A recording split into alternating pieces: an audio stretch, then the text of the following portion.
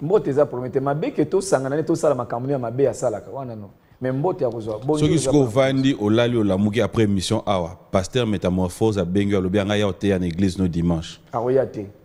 Oyebseni. Obongola mutema te. Obi pasteur warrior. C'est quoi bino na kishasa bozo ndima bango no sondenge ni. Kondima bango no sote. Omoni biso ti to ngaloba. Oui. Biso ti to za na télévision même to zolanda ba mateya. Okota la pasteur azoteya. A oteya. Ah obino o vraiment za musali ya nzambe. Mais muso akoza la zoteya otelebwe.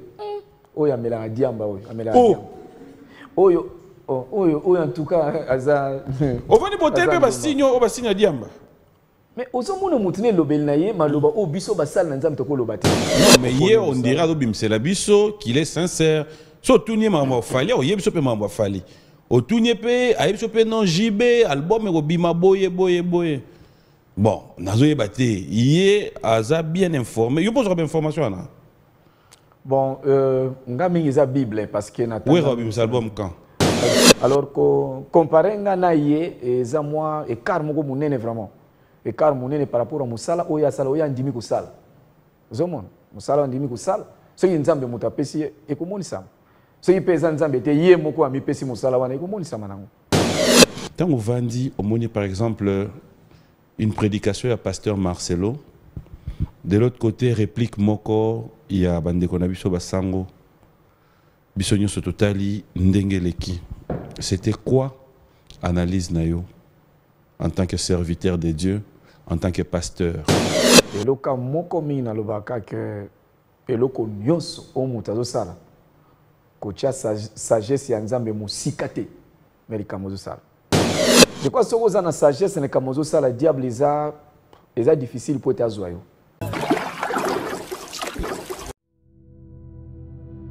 Plusieurs projets de développement sont à l'actif du député national élu de la ville de Bukavu, Didier Okito Lutundula, pour cette année 2020.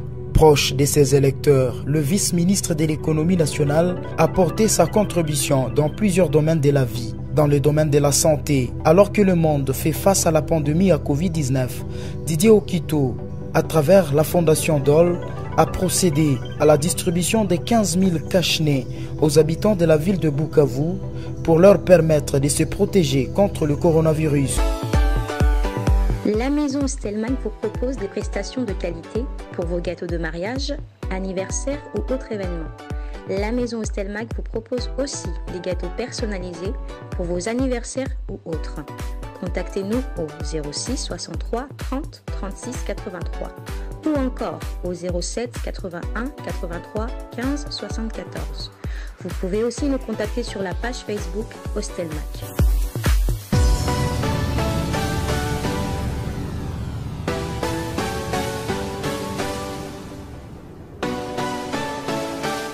Nanda kuno so ordre zalaka. Na ibite sans ozo tunela. Sans ozo dans tunela, ezali mutoyer l'église. Oui. Pour nous rejoindre place à Rovanda, eza place on a monique eza libre. Mais dans l'église on peut mutoyer ayebi que kiti oyo ata soki papa Patrice Aroyate medaresika na e. Ça c'est normal aussi. Oui, c'est normal. Surtout que dans cette église, voilà ba donateur. Service protocolaire ezalaka. Yo kolanda protocole.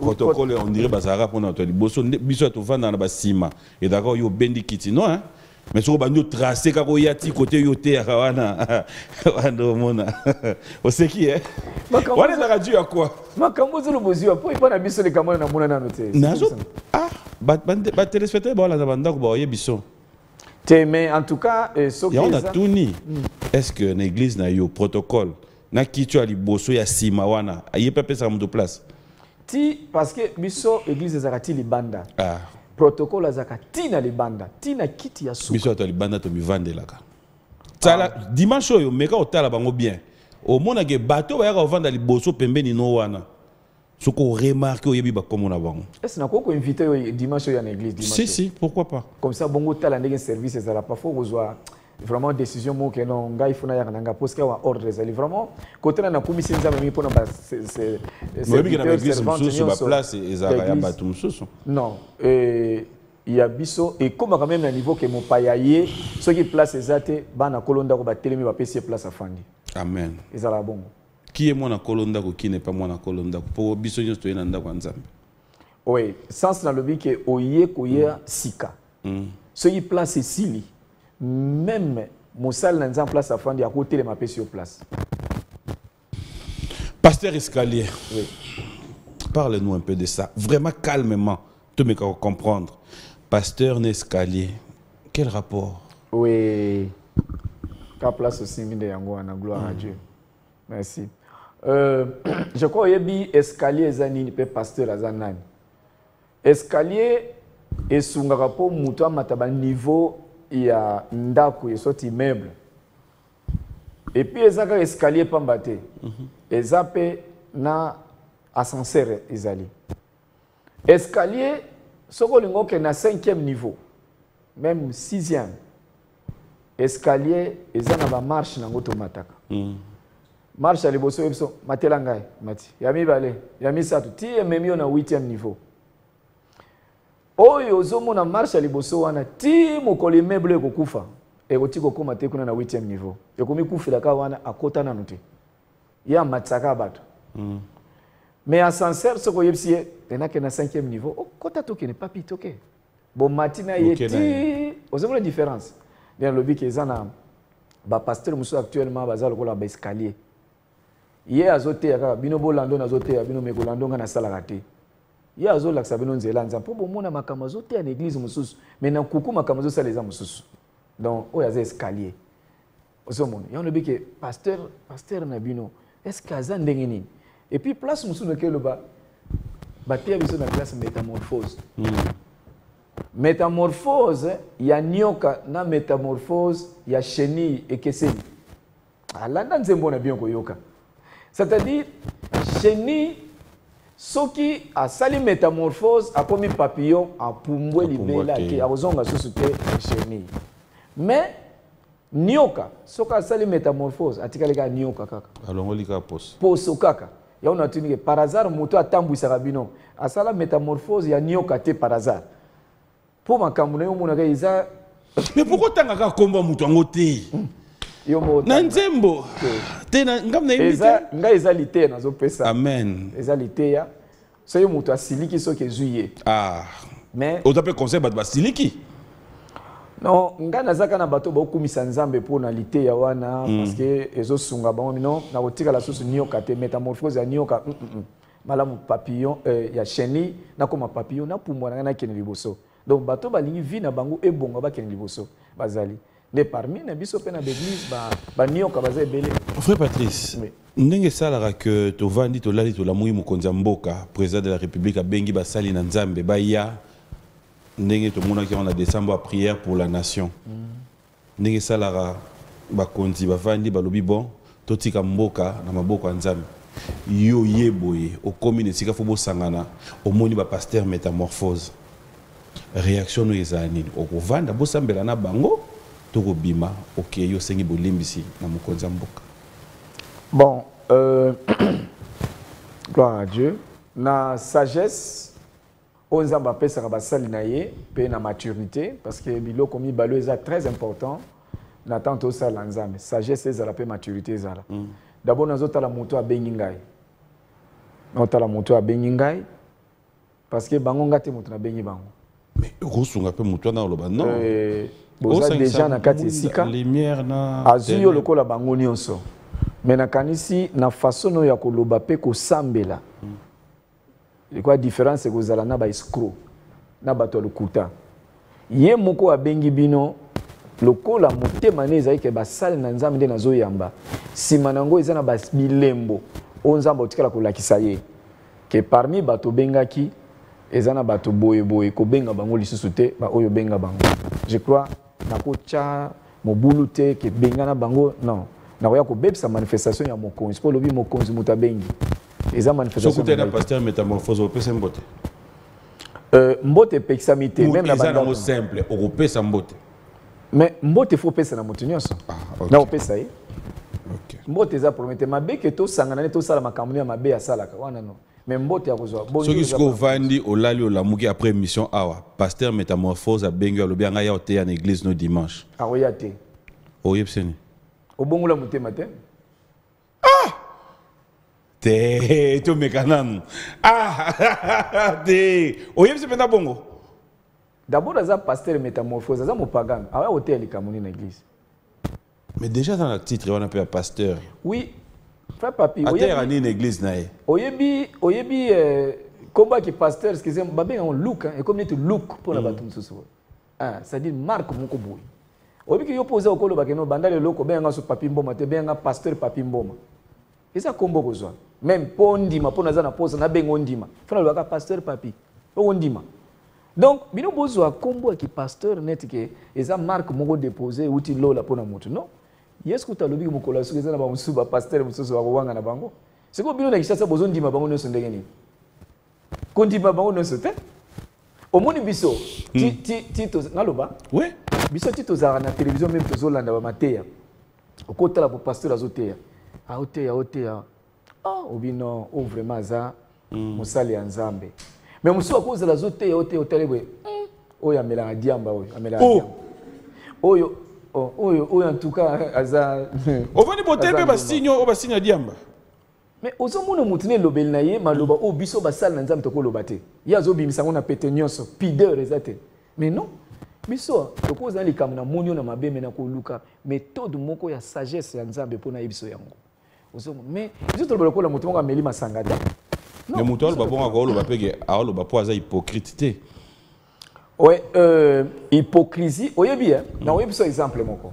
Obi biso to loba ke confession. Même atoza musala nzambe. Confession na yo ya mabe osala. Oya ko sala ngo na télévision te. Oko bandango na ndako. Soko za na mwasi na yo, oyebise ke chéri nde naza na uto yiba. Na uto bima libanda. Bobondeli alimbisi yo. Kepe na église na yo. Bandimi. Tala makambo na salaki lobi na zalaki na boîte na soki na mavale soki wapi na zalaki. Na wapi? Mavale zala wapi? Na zalaki kuna mavale zala. Oh, bon yo do lo bandonga lo boyebi côté za te. Ezanda kwa mutu. Ça me fait du bien. Pardon. Pourquoi moi hôtel wapi? Et yé ka bon Saint-Esprit. Kana muna ngelo mo ile kana télévision. Nini? Na télévision ile kaka. Na mona ka président ki ndaki kuna na mavale ko inaugurer mai moko boyi mai ezaki zamba tuzo. Babe mavale. C'est bien. Ni le gars kuno emambo le gars mavale. Bon, batu bakenda kuna kusakana so ikosa. Voilà, c'est ça. Okay. C'est-à-dire le week-end na kendeki kuna na saliboye. Alors, église ba kolimbisa yo, ba koti yo prière. Ata ya 5 mois au terre sous-souté, ba ancien ba komo place. Ti mokolo prière no ekosila, ba télévision so bandi ko terre. Mais au kika na télévision chef yo moko na yibaki, na eskrokaki, na tolingaki bana basi. C'est quoi na télévision motokoti so prière za premier ministre ou bien nano zoyebisa kuna. DG ya chaîne wana koti prière. Parce que mon tsoko sale les soumou na souka faut ta prière. Donc en fait na banque té. Au moins jusque là. Na ba demando ba mo na toujours kende mais ba duluka tout panza matière en toujours gérer. Non sengelo moko. To souffler. Na senga mwanzembo moko to souffler. Et ba tsanze mona ngano to yokana. Natika la banque to na sala service au banque sala. Oui banque musala ngo. Oui. Kobomba oui. So lingina tika la banque na continuer ga bomba oyo e kominga awa men. Nous avons passé un total yebo moni pendanga o la diamba. Mais na otala bo na mission yeba moyibité, c'est otala motoza moyibi. Oye. Hein? Parce que 4 na groupe ya basala nze ba miyibi ba koti ebele, ba désordre ba koti ebele. Hein? Comment pasteur ezali kamo même yo ko bota pe mona lo PC comme pasteur ba bonabenge ka pasteur. Oui pasteur warrior. Pasteur? On va souffler la musique fidèles téléspectateurs, on se retrouve tout à l'heure pour la suite de cette émission B1 Music. Pasteur Escalier. Bah c'est beno komi na ngoyo. Eza nini? Félicitations. C'est ben. Ouais. Ngwasuma wana. Ah. Louange. Louange. Nzembo et vivre. Na oti na régie on a tout le monde debout. Tu vois mutu singa bi Drummond dirait na nyonda beti na ese na bi non. Non. Drummond na oti.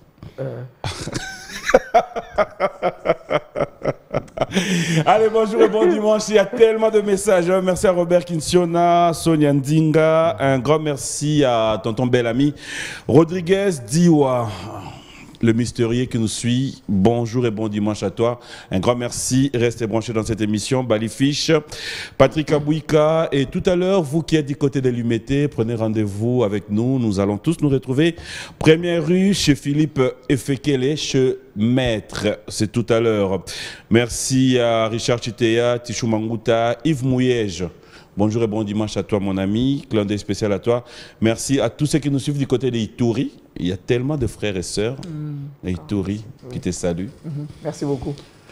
Et Goyolope un jour au Kansabango, un concert de ce côté-là. Oui, ils ont vraiment envisagé. Ça fait longtemps.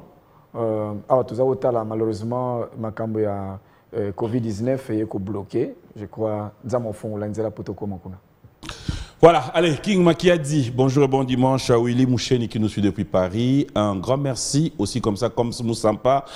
Eddie et Niki, de cœur avec vous. Et merci à Teski Mayoko, Papi Ekama, Boni Moussenge et tout le monde. Alors, je reviens. Je l'ai dit tout à l'heure, fallait tout, mais quand on cette question, ça sera vraiment sans polémique, je le rappelle.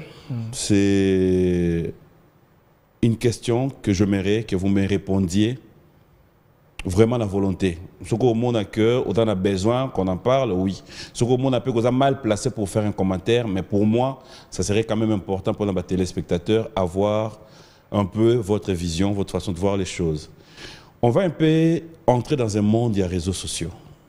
Je vous l'ai dit déjà, mais c'est sans polémique, et je le répète, c'est sans prétention. Mais il y a quand même des son de cloche.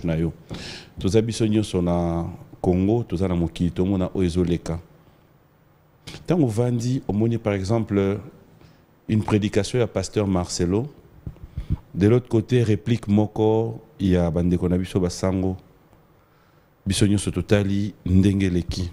C'était quoi analyse Nayo en tant que serviteur de Dieu, en tant que pasteur?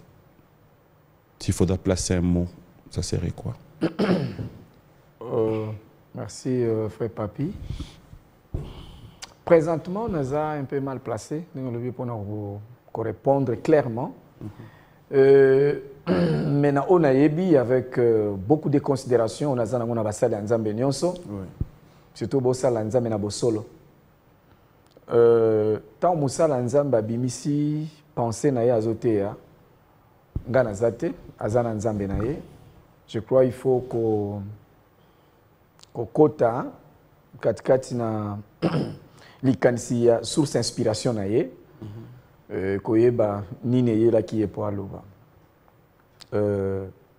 mais eloka moko mingi nalobaka ke eloko nyonso o mutu azosala kotia sagesse ya Nzambe mosika te na likambo azosala surtout sagesse ya Nzambe. Oyebi sagesse c'est ça na définissaka kango que la sagesse c'est l'art de savoir des bonnes choses à faire et puis le faire. Koyeba makambu ya bien oyo okoyi kosala koyeba pa mateme après au sali yango. Je crois que ça na sagesse ne kamozo sala diable les difficile pour ta joyau. Conseil, proposition, et le kono sumoto sala, chami sagesse, pene na yo, ko chango musikate. Eza le komusu seza ipo sala na poko mi osali na tongo. Eza kono na tongo, mama lambili bunu bafufu minene na ko lamuka ka boye mbolbo ya kolia, bolia biente, pona kwiti ya pongi. Mais soit lambia on na poko. Mama bakisa. Omoni? Je peux comprendre comme nazoloba. Voilà, bien pensé. Mais ça va. Non, n'alobaki bien que question oh yezate que na tout no question to tika la sur yango. On de l'exi première page.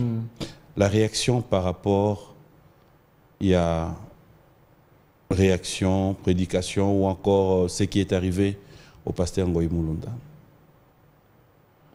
Bon, merci pour passer Ngoyi Mulunda, nzama pambula place azali sur Azolanda. Nazui penza tante ya kolanda makambo ya teaki.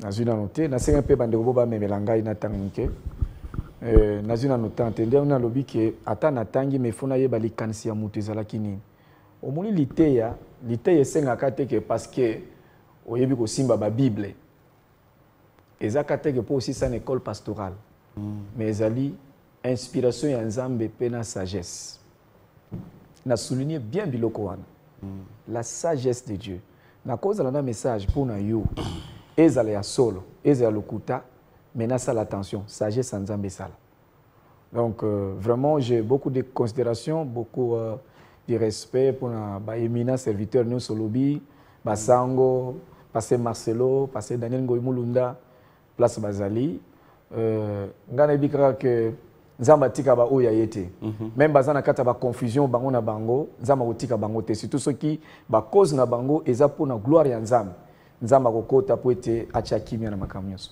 amen.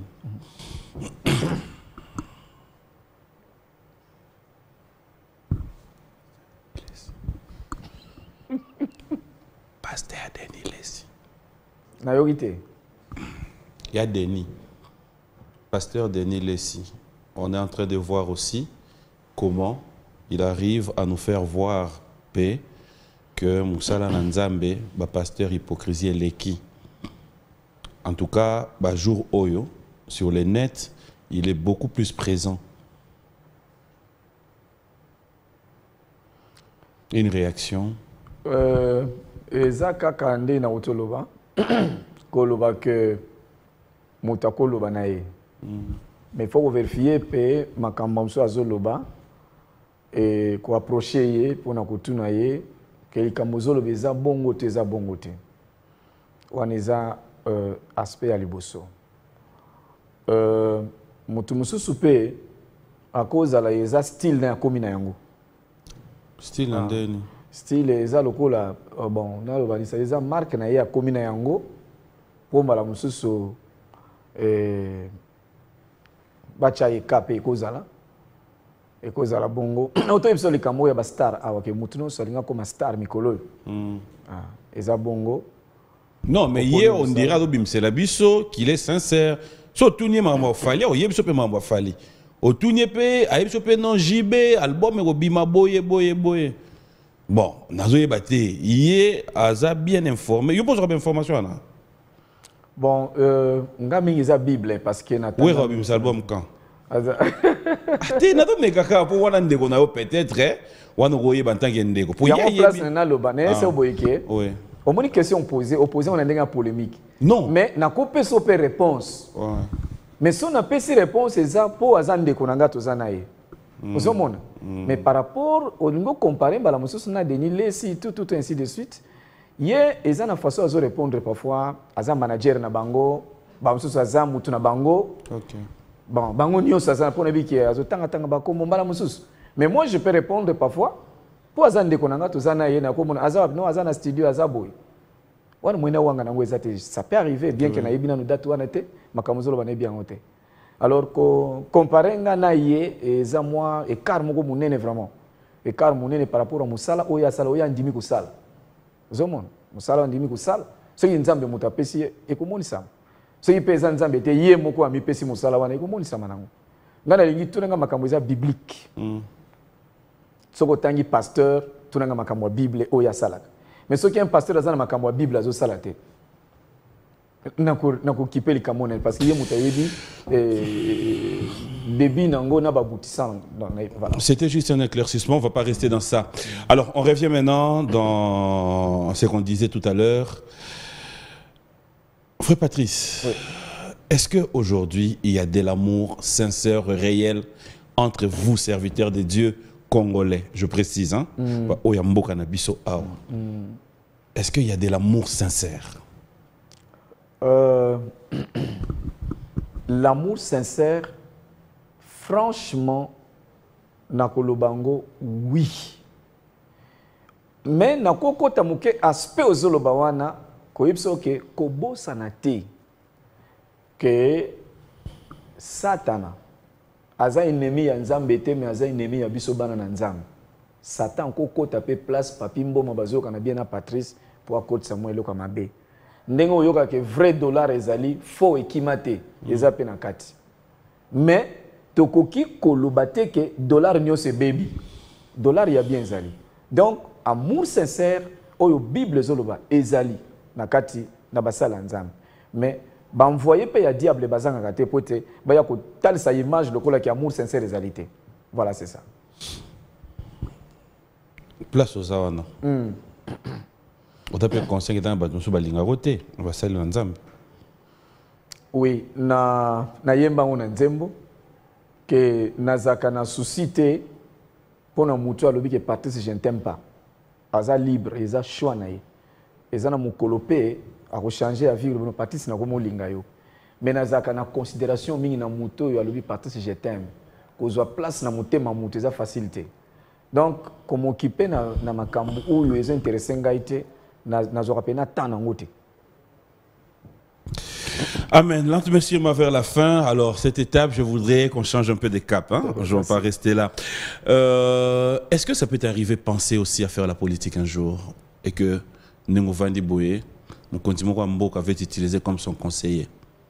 Est-ce que le frère Patrice est prêt à rendre service? C'est vrai qu'on a dernière partie à question de mon lobby que mon conseiller CPLOS à la conseiller. Faire la politique, non. Mon salaire, c'est plus que la politique. C'est plus que la politique. Parce que tu as raté un solona côté à bango. Mais ça passe un politique a vraiment bandoté on salaire mon salaire nzam. Mais biso na kat na bonzambe bazo reconnaître que biso papa na bango. C'est pourquoi un homme de Dieu, même des tozali, au cause de la rancune de un politicien. Non. Eza bien te parce que bango bazalo ko la bana na biso bazalo ko la batata bakambi basal na nzam donc kolobakina que ça la politique en tout cas côté ka bible pour non faut Patrice pour voter inani na candidat présidentiel est-ce que na mboka batikala ko permettre que mutu nyonso oh ya vota aleka na télé le ba mutu na vota to lobite ko lekito to na biso so ko boyo tiki da la boy ba okanga na boy laga wado bepsi mobeko kwa ngai pour la ligue na yeba ka yo vota kinani mais parce que one is a confidence oui vote eza yo moko na mutu na yo okolo ba nemiso abatute vous a mingi zo bomba problème eza de to sepela na mokonzi o ya bimi na kati ya mboka o vota ki to vota ki était mais sepela na ye parce que nzamba tie na kati ya mboka na équipe ni à sport ah yo kino bien mais équipe union c'est tout ça va gagner donc Cameroun pour soutenir nos bango mais va gagner est-ce que le Burkina Faso pour là non est-ce que yo so soutenir échec ya bozo soutenir échec même na makambo belé na mboka moto asali musala asali bien te après bokomika ko soutenir échec non nzamba lingi échec te ça va lire réussite yango na bande soutenir Cameroun yango na bato bazolanda biso sala musala no bien soki weshuwe to kondimote oui matambi oui bien yamba ok moi na biso na non c'est bien mon commission na kaka passa na tali akwinga abukanité Seigneur c'est vrai que c'est l'espoir, le fair play doit exister surtout entre nous. Alors j'aimerais cette fois-ci donner l'occasion d'Abandeko Nyonso Balandi Bisso. Qu'est-ce qu'on peut retenir de votre passage dans cette émission au-delà de, moi je le dirais aujourd'hui, de cette bénédiction que j'ai eue. Merci pour ça. Mais maintenant, l'album, comment trouver, qu'est-ce qu'il faut attendre, un programme, il y a frère Patrice pour la bande de Gognon. Oui, d'abord, on a fait merci pour l'occasion de faire Melingai. En tout cas, frère Papi, comme émission OET. Merci. Comme maté. Et puis, ça l'a voyager. Le cas de l'émission, parce que l'émission vraiment donc esunga bato belé omoni makamna wuto loba bato nsusu banda lelo azupe guwa ya koyeba ke nzamba zali parfois ngami sala mabe amona tena komi sala mabe te nzamba zali émission eza kitoko esunga abato belé bazolanda biso nzamba pambulo mina ba mayele nyonso za nango epi apambula sherina yo pour quand même article la temps maman bana pour que au préparer l'émission na bima couvre feza non quand au niveau que de wapi vraiment utala yo dago ya na vela ndao na tali ba neve Oui, vraiment, maman Tolingio Mingi, hein, mobile na yo très fidèle, vraiment, quand tu es allé, en tout cas, nous avons pas bino mingi nanda. Et puis pour na biso, nous ça laissé télémi déjà, ba répétition ici bandi pour tous qui d'abord na problème ya confinement, mais ce que le coup là moi espace exotique là, bisala nous c'est zongeli, au bazana posa ba kokota ba invitation, bokoti parce que to bandi déjà ko bima pour na kosala musala nzambe comme d'habitude. Na koloba mingi pour na conseil pour na mboka na biso d'abord tozwi ngolu ya komona ke nzamba pesi biso président oyaza mwana na nzambe o mutu na mutayaka na oya ye kobanda kasavu ba yaki na bilembo na ye mutu na mutu libite ke ya leki bango nyonso non ya ye na oya ye oto sepela après ye pe to ko sepela o akoya na oya ye mais na ye vraiment particularité oya ko tia nzambe na première position na makambo nyonso tozo sala vraiment tokumisi nzambe et les bons délits na ngai eza que to bunda mingi na mboka na biso na maladie ya toza na maladie mo ya finissage na mboka na biso makambo ebandaka bien mais na suka pas trop balela ici là kama B mais cette fois-ci soyez vraiment conscient c'est quoi ya biso nyonso moni libondeli na ngai mikolo nazo bondele panza no ba Seigneur. Est-ce que la Congo pointe ba Congolais pour abonga na vie na ye faut kaka a immigré soka ke libanda nde abongi azongia te c'est vrai ezana ba oyo ko bonga na bango ezana poto akoya pe wa non fa zonga kuna mais Congolais nyo sako kende libanda te pour abonga nzamba sunga ke mboka na biso kende liboso à travers yo ozolanda ngai sala musala no malamu tikino na suka nzamba kufuta yo ngonge koki po etomona loboko na nzambe na kati na mboka na biso ba konzinyoso mutono saza na poste moko azoko occupé poste mona kati na mboka sala musala to komati na suka et kozala bien même na miso na nzambe. Voilà je crois message na kopesa pe na bana na nzambe bo sala attention muto ozolanda na sima zala sûr kaza na eloko nzambe soki te okota na train oyo mutu esi ebeba kokota te na train oyo te noko mutaza kuna noko nde mutazo conduire machine oyo beaucoup ça l'accident beaucoup fi famille mobimba alors église ezana oazo tambusango eza Yesu Kristo pour na place ozo sambela pour mikoloza mabe talande tozo kende basine bandi ko mulisa ma déjà tozo zonga so simate to keneka liboso nzama pambola bino batoza na poto kuna na poto bino bokenda nzamba batela bino ndenga batela ki Moïse na ndako ya Pharaon nebi bokomi na kobanga banga tozonga tofanda wa non bocha nzambe liboso na mboko na boko dominer bomoni Moïse aboko maka na ndako ya ennemi Pharaon ayebete ke unazo boko la oyo lobinde okoma mutu munene Joseph pendenge moko boza lokola ba Joseph lokola ba Moïse c'est tout bino ba congolais nzamba batela bino place bozali merci. Merci pas Patrice. Moi ça me fait plaisir. On va peut-être conclure tout à l'heure avec une très belle chanson, mais j'aimerais aussi lancer un message à tous nos téléspectateurs, surtout les invités, ne vous en faites pas. Le dimanche prochain, nous allons revenir sur ce plateau avec tous les éléments, c'est-à-dire vous allez découvrir la rubrique auto-gardée pour l'émission, vous allez découvrir comment est-ce que remarque, suggestion, vous avez toujours demandé à ce que nous puissions aussi laisser l'invité s'exprimer. Ça, c'est pris en compte. Et le dimanche prochain, comme vous l'avez remarqué, on a changé déjà de générique. Le plateau, le dimanche prochain, petit à petit, vous commencerez à découvrir ce que nous ajoutons. Merci à Kadis Mbouyi, merci à vous tous qui nous avez suivis. Merci à Trésor Banzaï Lunga, merci à Ted Tendai, bonjour et bon dimanche à toi. Et un grand merci comme ça à Jano Binano qui nous a suivis avec beaucoup d'attention. Clin d'œil spécial à Manou Samela, Jackson Boliko. On va clôturer. Moi, j'ai des questions à l'objet. Ce qui n'est pas si pasteur escalier, moi, j'ai mon onaye pour yemba l'église nae. Ça va, ça va. Bon, ce qui est l'église, non qui n'est pas na yete, mais nazo qui n'est pas na bandimi au bazakuna. Aujourd'hui nos cachets. Te, nga nazo qui n'est pas na yemba kuna. Caché aux oiseaux pas pasteur escalier. Musala no se va pas mbulaka. Ako pesa pour permettre le transport bande ko ba ken ba ken beta musique. Mais oui. Il y a pasteur escalier.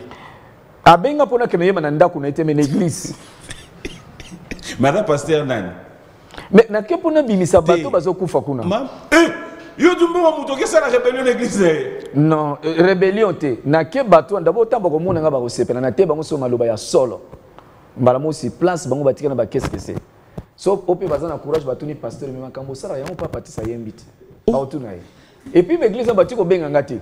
Ah. Wana yo meki na yoka mais pasteur escalier ya benga ngati. Abenga ngati. Avec mutu wana en tout cas ndenge nzamba cha katikati na ye. En tout cas akobombelo ko mokote. Biso toza parmi ba serviteur oyo to marche à gauche à droite, il faut que nous tout droit. Nous allons nous lever. Bonjour et bon dimanche à Lisette et Glory Baketimina, Charlie Mbamba. Bon dimanche à ma maman chérie, maman Rose, maman Boma, je t'aime bien. Bisous et bon dimanche à toi. Ngalinga yito clôturé na sebe na pasteur escalier. Comme daki émission nationale bosonga na to megana obina pe papa wana wa. To mego. Obina ave. To mekawa. Lelonga na yo awa. Escalier. Mais avant de clôturer, j'aimerais dire un grand merci à toute la grande équipe. Ebi zoba na zoba basala zoba moko. Mutswa da zoba, opera zoba. Oui, bakokani. Maele na maele, basala pe maele moko. Maele, oui. Maele wana ngwe sali plateau oyo. Merci à Dax, merci à Junior, merci à Michel Mombongo, merci à Bob Fouka, toute la grande équipe. Hein, je vous dis sincèrement un grand merci à tous les caméramans et surtout aussi, une fois de plus, bon anniversaire à Nel Kabafossette, à Doyoué, Sim Cécile, vous tous qui nous avez suivis, Ibanda Mboka, je vous dis sincèrement un grand merci. Tous les Chinois, je vous aime, passez des bons moments. Dax, on va se séparer avec le frère Patrice. Moi, je vous dis merci. Il y a tellement de messages aujourd'hui. Oui. Malheureusement, on ne sait pas lire tous les messages. J'espère que, petit à petit, tu vas t'engager un message. Obrigado, obrigado. Deus vous abençoe. Tu as fallu portugais?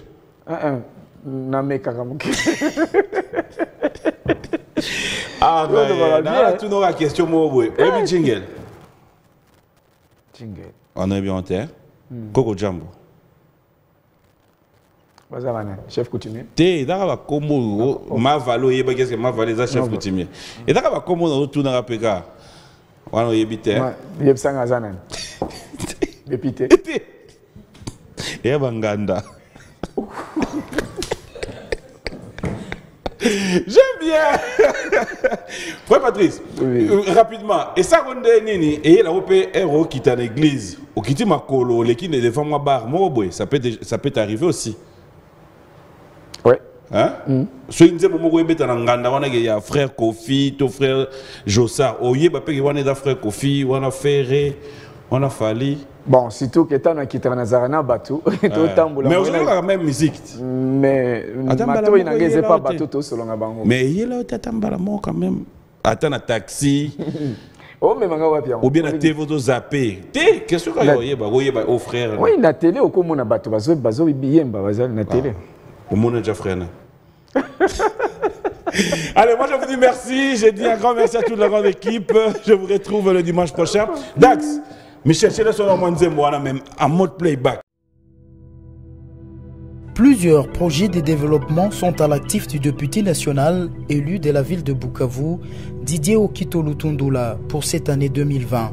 Proche de ses électeurs, le vice-ministre de l'économie nationale a porté sa contribution dans plusieurs domaines de la vie. Dans le domaine de la santé, alors que le monde fait face à la pandémie à Covid-19, Didier Okito, à travers la fondation DOL, a procédé à la distribution de 15 000 cache-nez aux habitants de la ville de Bukavu pour leur permettre de se protéger contre le coronavirus. Il a également organisé plusieurs séances de sensibilisation contre cette pandémie. Des outils aratoires ont été distribués aux habitants dans le 56 avenue et des séances d'évacuation des déchets ont été organisées dans différents marchés de Bukavu. Dans le domaine social, la fondation Didier Okito a apporté son assistance aux victimes de plusieurs cas d'incendie enregistrés dans la ville de Bukavu. Ces de Nyamugo et de Founou n'ont pas été oubliés. Au chapitre des infrastructures, le pont Wesha reliant la commune de Bagira à celle de Kadutu a été construit. À cela s'ajoute le pont Rukumbuka reliant Igoki à Nyamiera, le pont reliant l'avenue Tchaï et l'avenue Igoki, ainsi que les ponts reliant les camps Bien-Aimés à Essence Major Vangou. L'escalier de l'avenue de l'hôpital général a été également construit. Didier Okito a également apporté sa contribution dans la lutte contre l'insécurité à Bukavu avec l'installation de projecteurs solaires dans plusieurs coins de Mohungu et de Nyamugo, quartier théâtre de l'insécurité, pour permettre à la population d'avoir accès à l'eau potable.